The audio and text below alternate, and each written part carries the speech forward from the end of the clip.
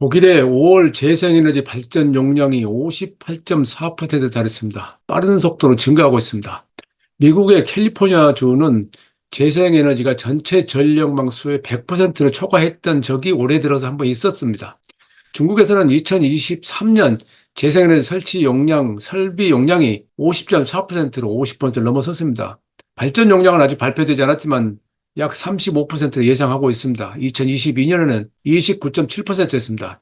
한국은 재생에너지 발전량이 8.1%를 발표되고 있는데 실제 가동량은 5% 정도 미치지 못할 것이라는 예측이 있습니다. 이는 OECD 국가 중에서 압도적인 꼴찌입니다. 당초 2030년까지 30.5% 높이기로 했던 것을 21% 낮췄습니다. 지금 전 세계적으로 재생에너지 비율이 가장 높은 나라는 우리가 알려진 선진국이라고 하는 나라에서는 노르웨이가 98%입니다. 그리고 알바니아와 부탄, 에티오피아, 아이슬란드, 네팔, 파라과이, 콩고 민주공화국은 100% 재생에너지로 전기를 생산하고 있습니다.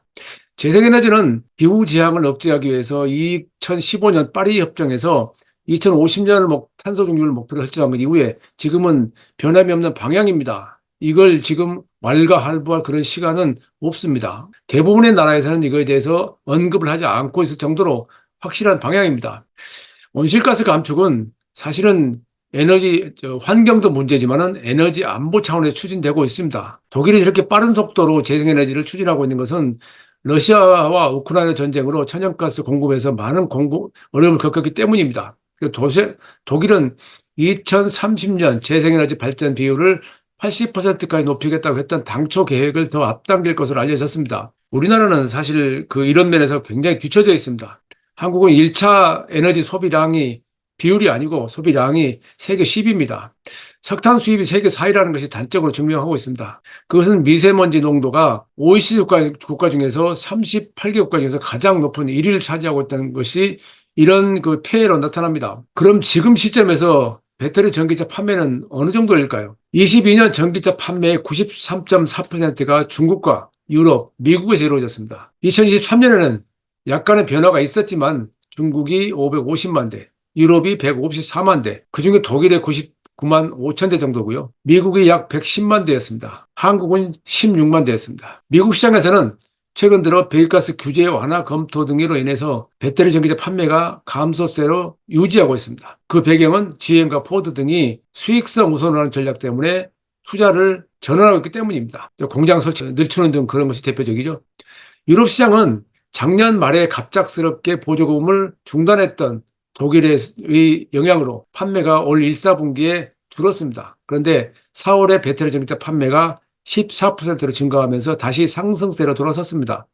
중국 시장은 올해 5월에 13% 증가했습니다. 이건 신에너지차 판매 점유율 61%에 해당합니다. 신에너지차는 우리식으로 표현하면 전동화차인데 전동화차는 하이브리드 전기차로 들어가지만 중국에서는 하이브리드 전기차는 전동화차, 신에너지차에 포함하지 않고 있습니다. 그만큼 보조금이나 다른 혜택에서 달라진다는 얘기죠. 중국은 국가 차원에서 보조금은 중단했지만 2022년 말 중단했지만 지방자치단체 차원에서 보조금을 여전히 지급하고 있습니다. 거기에다가 낮은 인건비하고 배터리 기술력 바탕으로 저가 소형차로 시장을 빨리 확대하고 있습니다.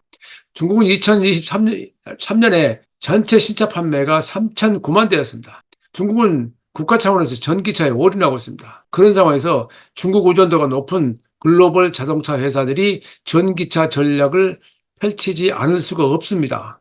그냥 단순한 생각으로 시장을 보면 안 됩니다. 지금은 고가 전기차가 주도해온 초기 얼리 어댑터 시장에서 벗어나서 대중화로 들어가는 상황인데요. 이 상황에서 소비자들이 갈등이 있습니다. 특히 한국 같은 경우는 중대형차를 주로 원하는데 해치백 등 소형차, 다시 말하면 배터리 용량을 좀 낮추고 가격을 낮추고 주행거리가 약간 낮더라도 그런 차를 저가에 판다면 구입할 수 있을까요? 라는 질문이 등장합니다. 지금까지 일반적으로 사람들은 최소한 주행거리가 약 400km 정도가 필요하다라는 인식이 있습니다. 그럴 경우에 배터리 용량은 NCM 배터리 기준으로 80kWh. 그러면 이것이 전체 신차의 생산 원가의 약 40%에 해당하게 됩니다. 이 복잡한 문제가 걸려 있죠. 그런데 올해부터는 그런 문제를 타개하기 위해서 시장마다 다른 전략이 등장하고 있습니다. 다시 말해서 테슬라가 작년에 주장했던 2만 5천 달러 저가 소형차 이슈가 실제 레거시 자동차 회사들, 기존 자동차 회사에서 속속 등장하고 있습니다. 물론 기본적으로 주행거리가 400km라는 것을 충족시키는 경우도 있고 그렇지 않은 경우도 있지만은 이 상황에서 기아 EV5가 작년에 중국에서 출시한 이 2만 2천 달러를 목표로 해서 출시한 차가 올해 실제 4월 달에 생산이 시작됐는데 1만 9천 달러에 판매되고 있습니다. 물론 이건 중국산이고요. 한국에서 생산하는 EV5는 약 3만 5천 달러로 예상되고 있습니다. 르노도 르노5라는 모델을 2만 달러 수준에, 시트로행도 EC3라는 전기차를, 소형 전기차를 19,000달러 수준에, 쉐보레 이코낙스도 미국 시장에서는 싼 가격에 해당하는 27,000달러에 판매를 하고 있습니다. 물론 이것은 이 7,500달러라고는 IRA 세액 공제가 적용됐었기 하는 얘기입니다.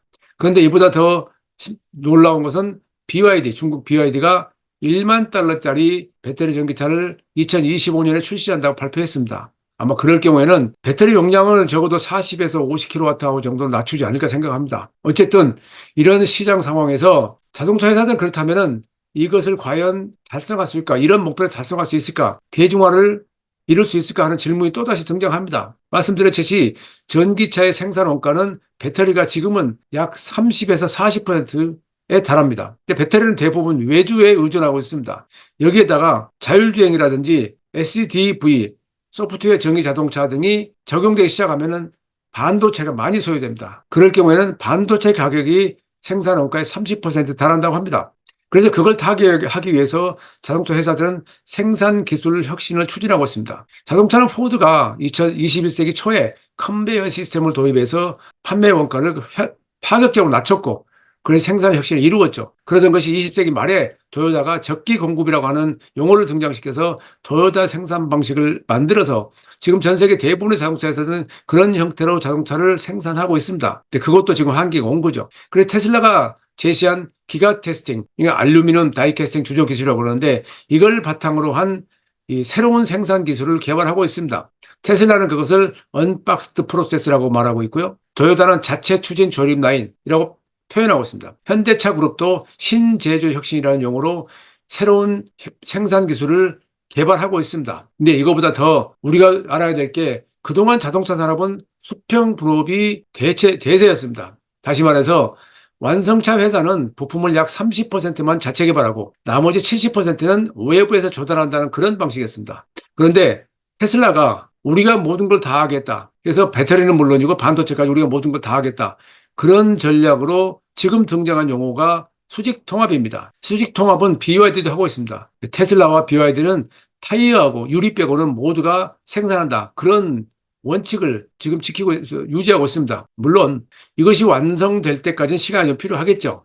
어쨌든 이런 상황에서 지금 전기차 시장을 쳐다봐야 되는데 지금은 말씀드렸듯이 전기차 대중화 진입 초기입니다. 소형 전기차로, 저가 전기차로 대중화를 추진해야 하는 시점이라는 얘기죠. 그런데 시장에 따라서 에너지 수급 상황이 모두 다릅니다. 모두가 같은 상황이 아니라는 얘기죠. 또 시장에 따라서 자동차 수요도 다릅니다. 유럽은 중소형차가 주로 주도하고 있죠. 미국과 한국은 대형차 시장입니다. 일본은 이제 경차가 50% 넘는 시장이기 때문에 또 다른 나라고요. 중국은 모든 등급이 수용되는 나라입니다. 그런 시장입니다. 또 전기차 점유율이 0.1% 안 되는 나라도 많습니다. 1%, 일본도 3%인데요. 역시 여전히 인프라가 많이 부족합니다. 그래서 이런 지역에서는 내연기관과 하이브리드를 병용할 수밖에 없습니다. 그래서 대부분의 메이커들 중에서 다양한 전략을 표현하지만 다중 파워트레인, 멀티 패스웨이라는 말을 쓰고 있지만 기본은 내연기관과 하이브리드고 거기에다가 배터리 전기차도 포함하고 더 나아가서는 수소 전기차도 합하고 있습니다. 앞으로 어떤 형태로 진행이 될지는 두고 봐야 알겠지만은 나라별로 약간 지금 상황을 정리해 보자면 중국은 공급 과잉 문제에 지금 닥쳐 있습니다. 중국은 아시겠지만 부동산 자본주의 국가입니다. 그런데 부동산 대표적인 업체들이 헝다, 비그위안, 완다 등이 부도났습니다. 파산했습니다. 그 국가 차원에서 파산시킨 겁니다. 구조조정을 위해서. 그러면서 제조업으로 방향을 틀었습니다. 그래서 자동차 분야에서 공급 과잉이 심각합니다. 전기차 공장 가동률이 54%에 불과합니다. 그것을 타개하기 위해서 또는 미국과 유럽의 관세 정책을 해결하기 위해서 해외로 수출하고 있습니다. 그래서 작년에 중국 전기차 수출은 491만 대로 세계 1위였습니다. 지금은 동남아 시장으로 많이 가고 있고요. 중국이 주장하는 1대1로 국가 등으로 많이 나가고 있습니다. 예를 들어서 태국에서는 일본차 시장 점유율이 78%입니다. 근데 전기차 시장에서는 중국차가 80%입니다. 미국은 또 다릅니다. 미국은 바이든 정부가 중국산 전기차에 100% 관세를 부과하기로 했습니다. 중국산 전기차가 미국으로 수입되지 않는데 관세를 부과했습니다. 다분히 올해 말 선거를 예상하고 하는 것입니다. 유럽은 중국산 전기차의 최대 38%의 추가 관세 정책을 발표했습니다. 그런데 독일 등 중국 의존도가 높은 그런 나라에서는 반대하고 나섰습니다. 7월 4일 날 시행된다고 유럽 연합이 발표했는데 실제 이것이 바뀔 가능성이 있다고 말하는 나라도 있습니다. 두고 봐야 됩니다. 한국은 현대차 그룹이 아이오닉 시리즈하고 EV 시리즈로 미국 시장에서 올해 1월부터 5월까지 시장 점유율이 11.2%로 급성장하고 있습니다. 아이오닉 5와 아이오닉 6, 기아 EV9은 2022년, 2023년, 2024년 올해까지 3년 연속 전 세계 올해의 자동차에 선정될 정도로 해외 시장에서는 인정받고 있습니다. 그런데 이 현대차의 전기차 전략이 실행이 되기 위해서는 기본적으로 RE100이 가능해야 합니다. 그래서 미국 공장으로 생산 시설을 옮길 수밖에 없는 상황입니다. RE100은 이제는 많이 알려졌지만은 좀 더 깊이 들어가면은 네덜란드의 반도체 장비 회사 ASLM은 자신들의 제품을 판매하면서 이 구매를 원하는 회사에게 RE100으로 생산이 가능하냐는 질문을 합니다. 삼성전자가 ASML에 노광 장비를 구매를 요청했을 경우에 먼저 물어보는 게 RE100이 가능하냐 물어본다는 겁니다. 그러니까 팔면서 내가 RE100을 해서 파는 게 우선이 아니라 팔면서까지도 RE100의 가능성을 물어본다는 얘기입니다. 그만큼 지금 RE100은 세계적으로 이 중요한 이슈로 등장해 있는데 지금 그런 상황에서 그렇다면 자동차 회사들은 어떤 전략을 취하고 있을까? 간단하게 정리하겠습니다. 테슬라하고 볼보, 폴스타. 테슬라하고 폴스타는 지금은 배터리 전기차만 생산하고 있고요. 볼보하고 BYD도 적극적으로 전기차 전략을 가고 있지만은 여전히 현 상황에서 내연기관과 하이브리드, 플러그 하이브리드를 판매하고 있습니다. 뭐 궁극적으로 목표는 완전 배터리 전기차로 간다는 것이 있습니다. 그리고 기존에 대기업했던 폭스바겐 그룹과 현대차 그룹, 그리고 토요타 그룹은 기본적으로 비슷하면서 다릅니다. 그러니까 당장에는 어쩔 수 없이 그동안 해온 그 관성 때문에 내연기관차 하이브리드카를 판매하고 있지만은 궁극적으로는 전기차로 가겠다라는 현대차 그룹과 폭스바겐 그룹이 전략이고 토요타 자동차는 수소화 사회로 가겠다. 약간 다릅니다. 그러니까 전기차도 약 연간 300만 대를 판매하겠다 하면서 당장에는 하이브리드 전기차의 비중을 두고 장기적으로는 수소로 가겠다라고 하고 있습니다. GM과 포드는 사실은 이 시장 상황 때문에 또는 자신들의 경쟁력 때문에 전기차 판매를 미루고 있습니다. 전기차 투자를 미루고 있습니다. 간단하게 정리될 수는 없지만은 가장 좀 늦어 보이는, 행보가 늦어 보이는 그런 상황입니다. 그리고 BMW, 메르세데스 벤츠, 결국 지금 당장에는 멀티 파워트레인 전략이긴 하지만은 가장 빠른 속도로 탄소 중립을 추진을 선언한 메이커입니다. 벤츠 같은 경우는 2030년에 시장이 허락하는 한 모든 배터리 전기차로 전환하겠다. 물론 그게 100%는 안 된다는 얘기긴 합니다. 그런데 최근에 이 여러 가지 문제로 배터리 전기차 판매가 약간 성장세가 둔화되면서 그 발언을 바꿨습니다. 어떻게 될지 모르지만. 그리고 닛산과 혼다는 일본 메이커 중에서는 배터리 전기차로 완전히 전환을 선언한 회사입니다. 물론 일본 차가 모두가 하이브리드 한다라는 말은 맞지 않다는 얘기죠. 간단하게 정리하면은 탄소 중립이라는 방향은 정해져 있습니다. 지금 세계적으로 이걸 가지고 왈가왈부하지 않습니다. 논란을 일으키지 않습니다. 다만 그 방법론에서 차이가 있을 뿐입니다. 예를 들어서 수소 연료 전기차로 탄소 중립을 당기겠다는 경우도 있고 플러그인 하이브리드로 가능한 더 빠른 속도를 하겠다는 그런 업체도 있습니다. 그러나 지금 상황에서는 배터리 전기차가 100%는 아니지만 그 배터리 전기차를 통해서 탄소 중립을 실현하겠다 하는 것이 세계적인 추세입니다.